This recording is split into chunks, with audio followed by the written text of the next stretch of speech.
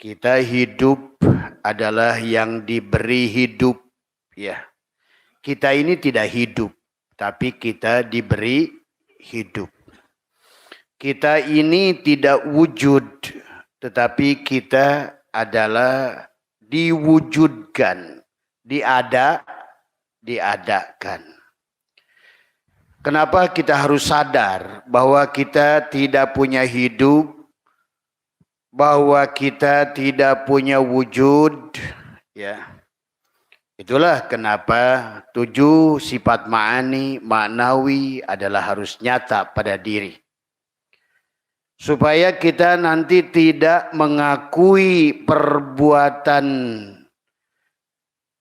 Allah sebagai perbuatan kita.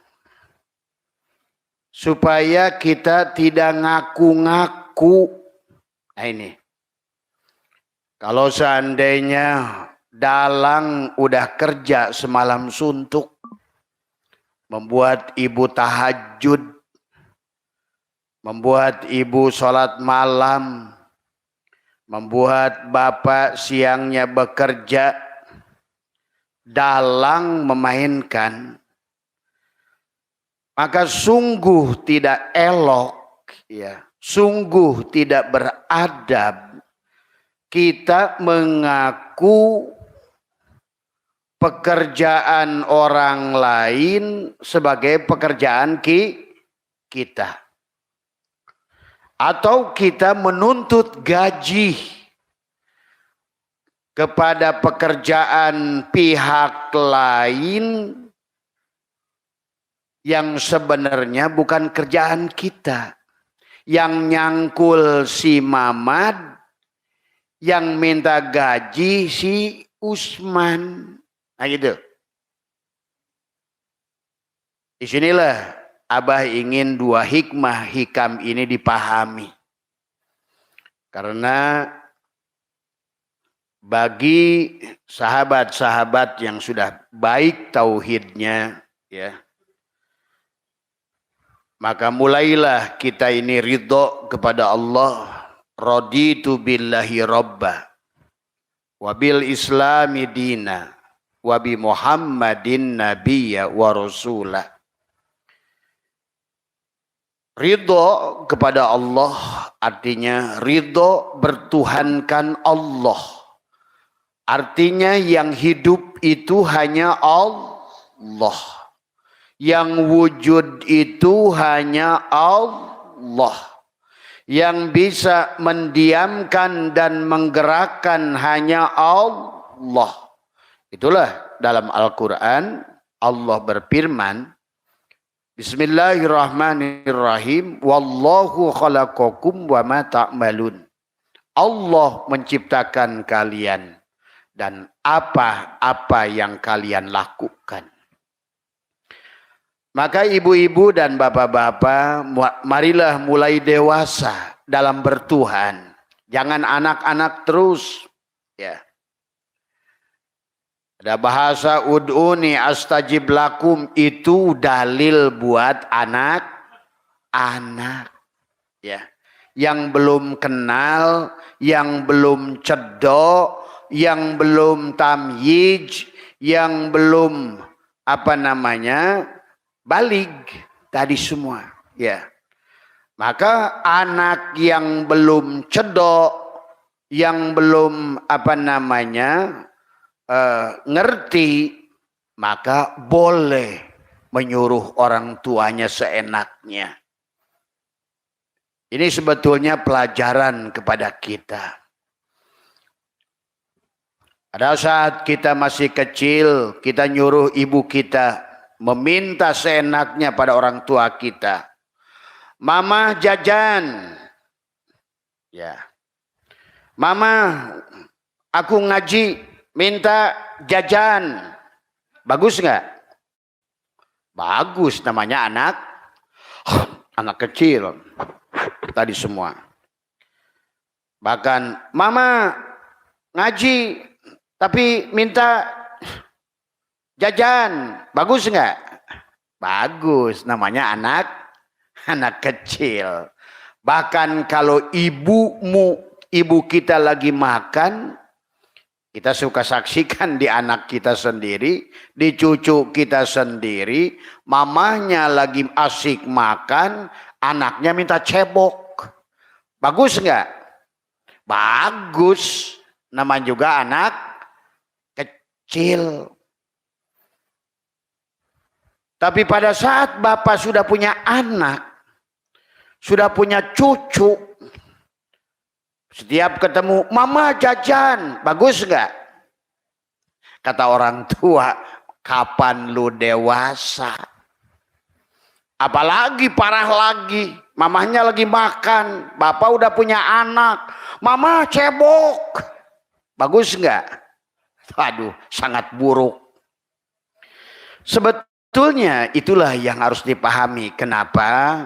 Di makom awal Allah juga nyuruh kepada kita minta. Ud'uni astajib lakum. Maka firman Allah nyuruh kita minta itu adalah dibagi dua makom tadi. Ada doa adalah bimakna meminta. Ada doa bimana da'a yada'u itu menghadirkan.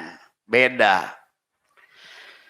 Maka inilah yang harus kita rubah. Ya. Kalau seandainya selalu apa yang dilakukan, apa yang disuruh ibu itu selalu kita minta balasan, selalu kita meminta hadiah, maka tentu sampai kapanpun kita tidak akan bisa melayani orang tua kita dengan ikhlas. Nah itulah juga dengan Allah. Di awal di makom mubtadi,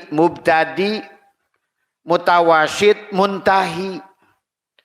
Di makom awal kita disuruh meminta. Bahkan kalau tidak meminta dianggap sombong. Tuh. Ya. Dan terkadang waktu kita masih anak-anak, orang tua kita itu bahagia pada saat diminta. Abah aja sekarang kalau cucu minta, aduh, coba nanti cucunya udah ya punya bini, paling ditempeleng. Sekarang kalau si Ryan minta itu bukannya marah, tapi bahkan nggak diminta aja, dibedakan apa namanya? Itulah kalau masih begitu. Tapi tentu kita pun harus mengerti sampai kapan. Nah ini, maka itulah dalam keilmuan dibagi ada makom mubtadi, mutawasid, muntahi. Ada makom anak-anak, remaja, makom tua, begitu. Nah dalam beramal pun sama. Waktu belajar sholat, ngomongin pahala. Makanya ada kitab Fadhail Amal. Siapa yang sholat dapat anu. Tuh. Siapa yang mengamalkan sholawat dapat anu. Siapa yang melaksanakan sholat duha maka akan diberi rizki. Itu semua adalah iming-iming. Itu. Supaya Bapak mau mengabdi nanti kepada Allah dengan ikhlas tadi semua. Maka jangan doa buat anak-anak dipakai sampai tua. Padahal begitu kita terapkan dalam kehidupan tadi, waktu kecil bilang mama sopan. Coba kalau kamu udah SMA saja minta dicebokin, udah ngamuk mama kamu tuh. Demikian pula dalam ibadah. Itulah kenapa ada ikhlas, mukhlis, mukhlas. Di situ. Maka kita harus mengerti. Tapi jangan sampai jenggot udah segini dipanggilnya kiai, ibadahnya tujuannya bidadari terus. Itu sama dengan anak-anak disuruh sholat, Kar sholatnya itu karena permen. Ngapain pas sholat? Surga. Ngapain pas sholat? Bidadari. Kunaon jang ngaji? Permen. Sama gak tuh? Sama. Mari kita rubah. Karena kalau seandainya kita tidak merubah, karena pada dasarnya seluruh makhluk ini memang sama Allah diwajibkan berubah. Tagoyur. Dari tidak ada menjadi ada, dari ada kembali tidak ada. Maka dalam ilmu tauhid, segala sesuatu yang ada tadinya tidak ada, sebenarnya tidak ada. Mas Usman 100 tahun lalu ada? Tidak ada. Mas Usman 100 tahun yang akan datang apa masih ada? Tidak ada. Berarti adanya hari ini sebenarnya tidak ada. Paham itu? Ya. Maka itulah kenapa para aulia Allah melarang meminta. Bahkan dalam hikam meminta itu kamu tidak percaya. Pada saat ibumu waktu kecil sudah mengetahui. Kau kan dilatih dari kecil. Kau minta dikasih. Kau minta dikasih. Kau minta dikasih waktu kecil kan. Maka sejak itu kau kenal ibumu. Oh, ibu saya setiap diminta pasti ngasih. Begitu kau sudah kenal ibumu. Perlu minta lagi enggak? Enggak usah. Kau sudah kenal ibumu. Penyayang, ibumu pemaaf, ibumu selalu memaafkan apapun kesalahanmu. Maka engkau pun akan kenal Allah yang 1000 kali lebih pemaaf dari ibumu. Maka disitulah manusia tidak akan lagi ngomongin siksa, ajab, teh celup di neraka, buah jakum. Nah, itu mah buat oces. Tadi semua. Ya, maka disinilah kita harus dewasa dalam bertuhan. Kalau kita tidak dewasa bertuhan sampai aki-aki terus pamrih. Kenapa sholat? Pahala. Tadi semua. Kenapa sholat? Takut neraka. Akhirnya manusia hanya ingin surga, takut neraka. Ujung-ujungnya tidak kenal Allah. Inilah yang harus dipahami. Maka yang ingin Abah tunjukkan di sini adalah mari kita dewasa. Makanya di hikmah-hikmah sebelumnya janganlah kau meminta tadi semua ya. Sebenarnya Allah itu tidak perlu diminta ya, karena Dia itu adalah selalu ada tanpa diminta ya. Yang penting adalah pantaskan saja diri kita di hadapan Allah tadi semua ya. Pantaskan. Ya, kalau kita bersih hati kita, maka Dia akan bawa kepada Dia. Itu saja.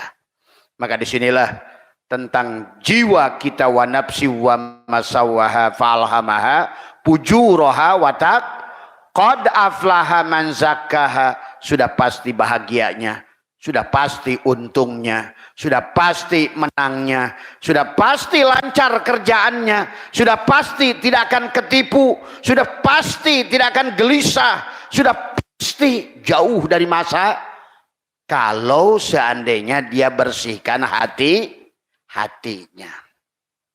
Itulah Allah ingatkan, wa man arada an dzikri fa inna lahu ma'isyatan donka. Siapa yang melalaikan dzikir pada Allah, sama saja bahasanya diganti. Siapa yang mengotori hatinya dari selain Allah, maka dia sedang mengundang kesusahan, sedang mengundang masalah. Allah lah solusi, tidak ada Allah masalah. Jadi kalau seandainya tadi tamu kepada Abah, Bah kenapa? Bah kenapa?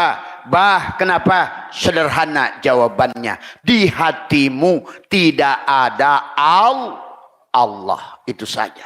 Sederhana. Cuma satu jawabannya. Tidak ada Allah. Itulah kata Allah. Allahu waliyul ladina amanu yukhrijuhum minadz-dzulumat ilan nur. Itu bisa diartikan lain. Sesungguhnya Allah itu akan membawa dari susah menuju mudah. Tuh. Dari nganggur menuju kerja. Dari miskin menuju kaya. Dari neraka menuju surga.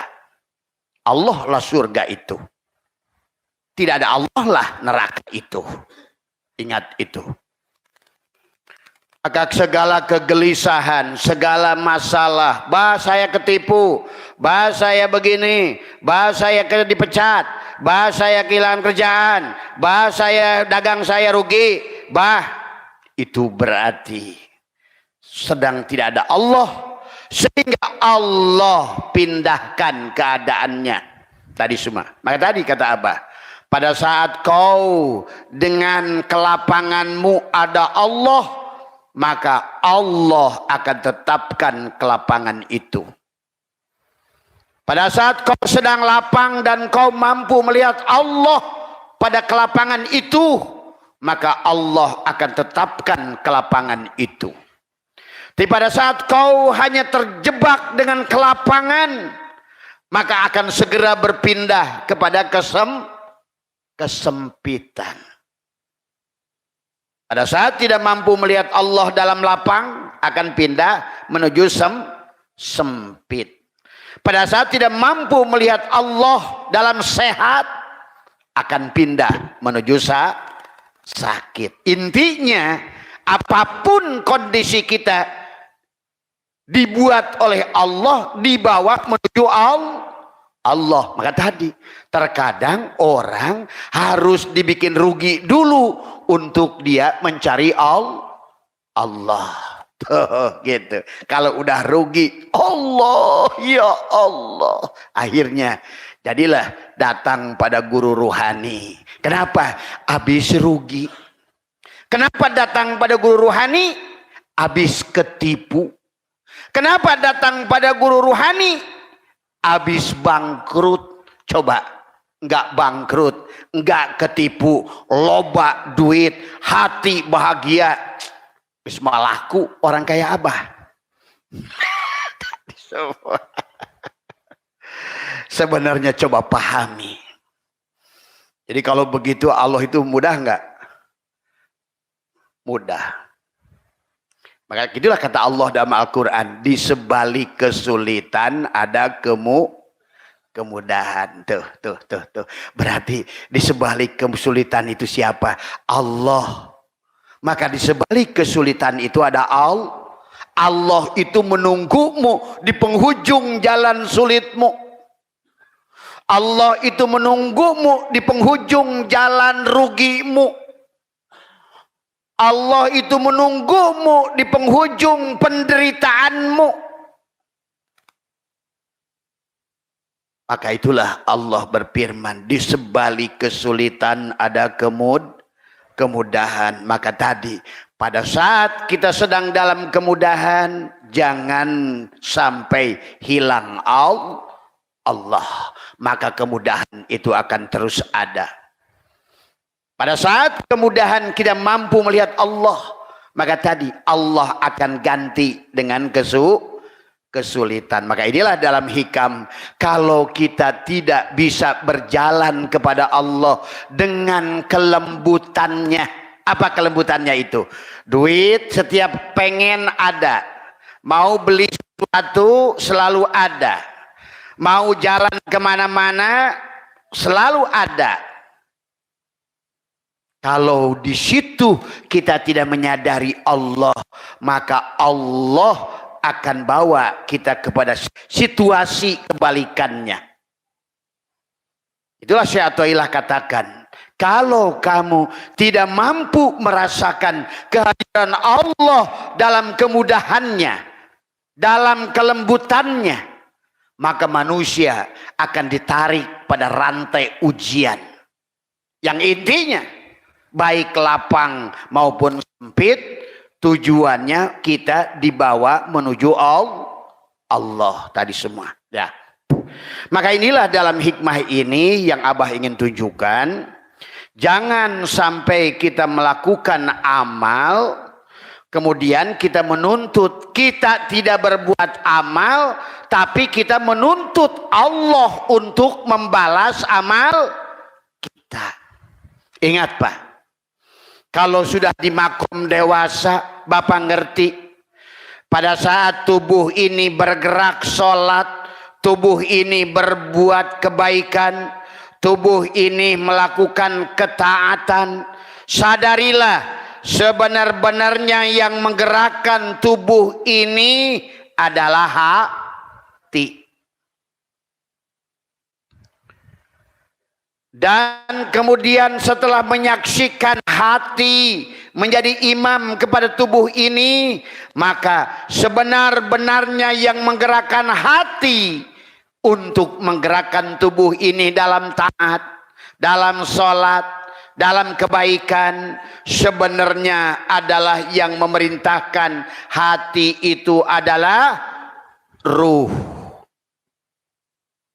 Dan sebenarnya ruh bisa memerintahkan hati untuk memerintahkan tubuh. Yang sebenar-benarnya menyuruh adalah Allah. Tuh. Jadi kalau tubuh ini secara syariat melaksanakan sholat, sebenarnya yang sholat itu hati. Benar enggak? Bapak mau pergi ke masjid ke, mau sholat di rumah ke, datang dari somad, sholat, jalan somad, somad sebelum sholat wudhu. Siapa yang nyuruh? Hati. Begitu wudhu, somad, wudhu itu harus tartib. Kata hati, cuci tangan, kumur-kumur, nggak acak-acakan kan? Semua itu yang nyuruh siapa? Hati. Masuk ke masjid, somad, takbiratul ihram, kata hati, Allah. Tubuh ngikut saja karena tubuh ini wayang. Pada saat tubuh ini wayang, hati dalang. Tuh. Tapi pahami, pada saat hati menjadi dalang, sebenarnya hati juga wayang. Ada yang menggerakkan hati, ada yang menyuruh hati. Siapa?